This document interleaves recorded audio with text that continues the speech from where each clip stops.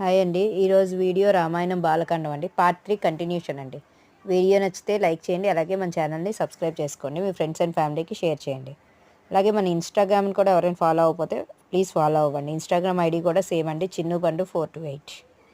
So part 3 continuation Balakandam చూద్దామండి. ఆ రాజ్యంలో దొంగల భయం ఉండదు, దుర్మార్గం ఉండదు. దశరథ మహారాజు మంత్రులు కూడా సదాచార సంపన్నులై వివేకంతో ఆలోచన చేయగలిగే సమర్థులు.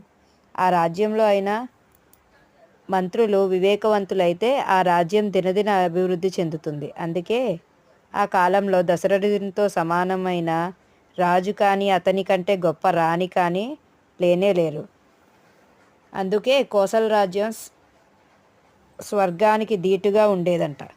ఇంకా బాలకాండం సిరీస్ పార్ట్ 5 ఇంకా వస్తుందండి. నెక్స్ట్ వీడియో నచ్చితే లైక్ చేయండి, షేర్ చేయండి, మన ఛానల్ని సబ్స్క్రైబ్ చేసుకోండి. ఫ్రెండ్స్ అండ్ ఫ్యామిలీకి